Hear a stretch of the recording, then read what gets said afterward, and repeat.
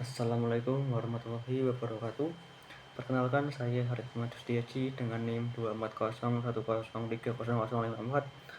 Di sini saya sedang melakukan tugas UAS Komunikasi Sosial.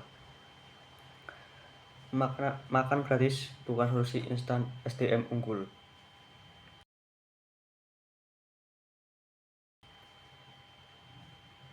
Setiap generasi selalu diwarisi suatu keyakinan besar bahwa masa depan bangsa ditentukan oleh bagaimana kita memperlakukan anak-anak hari ini. Keyakinan ini terdengar klise, tetapi justru karena terlalu sering diulang, kita kerap lupa untuk benar-benar memaknainya.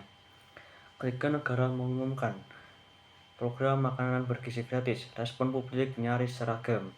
Banyak orang merasa lega. Akhirnya, kebijakan yang bisa dilihat, disentuh, dan dirasakan langsung, tidak sekedar jargon pembangunan manusia atau angka-angka statistik di laporan pemerintah. Anak-anak makan, orang tua merasa terbantu, sekolah menjadi ruang distribusi harapan, negara terlihat hadir di tengah kehidupan sehari-hari.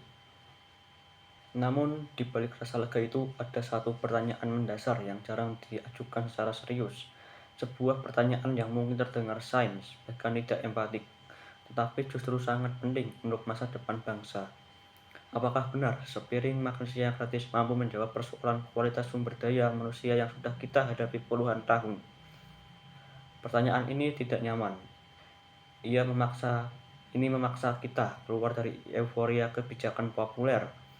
Tetapi justru disitulah fungsi komunikasi publik yang sehat, bukan hanya menguatkan keyakinan, tapi juga menguji logika di baliknya. Masalah utama program makanan bergizi gratis bukan pada besar kecilnya anggaran, melainkan pada ilusi bahwa makanan gratis secara otomatis akan memperbaiki kualitas sumber daya manusia. Saya tidak sedang menolak niat baik negara. Saya tidak sedang menutup mata terhadap manfaat jangka pendek yang nyata dirasakan masyarakat. Yang saya kritisi adalah cara berpikir kebijakan kita, cara berpikir yang terlalu sering menginginkan solusi instan untuk persoalan yang bersifat struktural dan lintas generasi. Pembangunan manusia bukan proyek cepat, ia adalah proses panjang yang hasilnya seringkali baru terlihat bertahun-tahun kemudian. Ketika kebijakan dipromosikan seolah-olah satu program dapat menjadi jawaban utama, disitulah kita perlu berhenti dan berpikir ulang. Dalam kajian kesehatan masyarakat dan pembangunan manusia terdapat satu konsep fundamental yang terus diulang para ahli 1000 hari pertama kehidupan. Periode ini dimulai sejak masa kehamilan hingga anak berusia 2 tahun. Di fase inilah perkembangan otak berlangsung paling cepat, sambungan antar sel saraf dibentuk, sistem metabolisme dan kekebalan tubuh dikalibrasi. Kekurangan gizi pada fase ini bukan sekadar masalah sementara, tetapi meninggalkan jejak biologis yang sulit, bahkan mustahil diperbaiki sepenuhnya. Ketika seorang anak mengalami stunting pada fase ini, dampaknya jauh melampaui persoalan tinggi badan. Ia berpengaruh pada kemampuan kognitif, daya konsentrasi, prestasi belajar, hingga produktivitas kerja di usia dewasa. Dalam banyak studi, stunting juga dikaitkan dengan peningkatan risiko penyakit tidak menular di kemudian hari. Artinya, ketika seorang anak sudah duduk rapi di bangku sekolah dasar, sebagian besar fondasi kualitas SDM itu sudah terbentuk. Sekolah menerima hasil dari proses panjang yang terjadi jauh sebelum anak mengenal ruang kelas. Makan bergizi gratis di sekolah tetap penting. Ia membantu menjaga stamina, konsentrasi belajar, dan kehadiran siswa. Namun, ia bekerja sebagai intervensi lanjutan, bukan sebagai solusi utama atas problem kualitas sumber daya manusia. Masalah muncul ketika program makanan bergizi gratis diposisikan sebagai jawaban utama atas persoalan kualitas sumber daya manusia. Ini adalah keliruan logika kebijakan yang sering terjadi. Kualitas sumber daya manusia tidak dibentuk oleh satu variabel tunggal. Ia adalah hasil interaksi kompleks antara berbagai faktor yang saling berkaitan seperti gizi keluarga sejak masa kehamilan, tingkat pendidikan dan literasi orang tua, akses terhadap layanan kesehatan yang berkualitas, sanitasi lingkungan dan ketersediaan air bersih, stabilitas ekonomi rumah tangga, dan pola asuh dan lingkungan sosial. Jika seorang anak makan bergizi di sekolah, tapi pulang ke rumah tanpa air bersih, tanpa sanitasi layak, dan tanpa pendampingan gizi dari keluarga, maka dampak program tersebut akan sangat terbatas.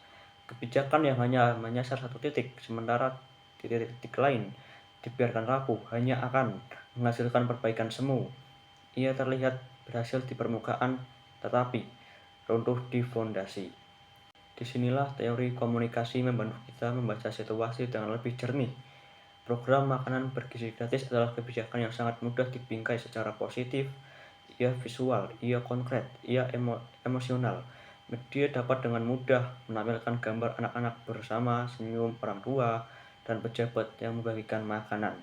Dalam teori framing, seperti yang dijelaskan oleh Robert M. Edman, media dan aktor politik melakukan seleksi dan penonjolan aspek tertentu yang realitas. Dalam kasus ini, yang ditonjolkan adalah makanan gratisnya. Yang jarang dibicarakan adalah kompleksitas persoalan gizi, kesehatan ibu, dan ketimpangan struktural. Akibatnya, publik perlahan diarahkan untuk percaya bahwa persoalan besar bisa diselesaikan melalui kebijakan yang cepat, terlihat, dan populer. Diskusi tentang solusi jangka panjang menjadi tenggelam di bawah narasi keberhasilan instan.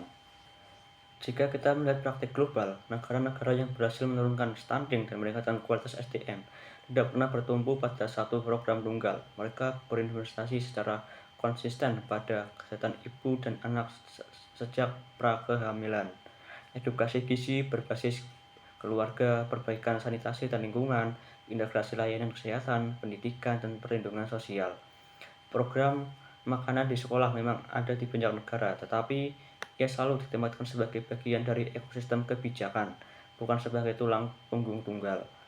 Tanpa ekosistem ini, maka makan gratis hanya akan berfungsi sebagai bantuan sosial jangka pendek, bukan strategi pembangunan manusia jangka panjang.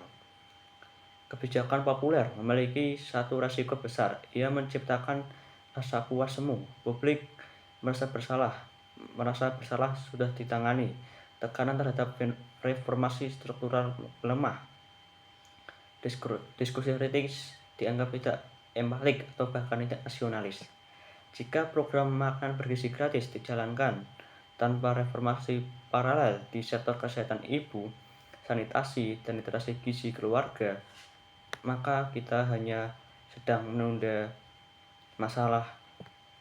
Beban itu akan kembali muncul di generasi berikutnya dalam bentuk kualitas SDM yang tetap stagnan. Saya perlu menegaskan ini dengan sangat jelas.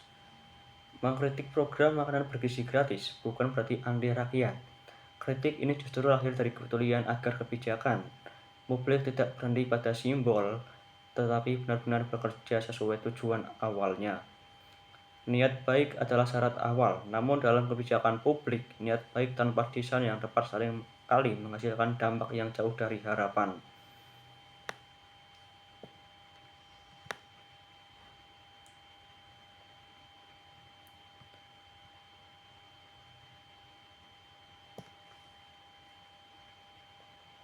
Jika kita sungguh peduli pada masa depan bangsa, maka kita harus berhenti menilai kebijakan hanya dari seberapa baik niatnya dan seberapa populer pesannya.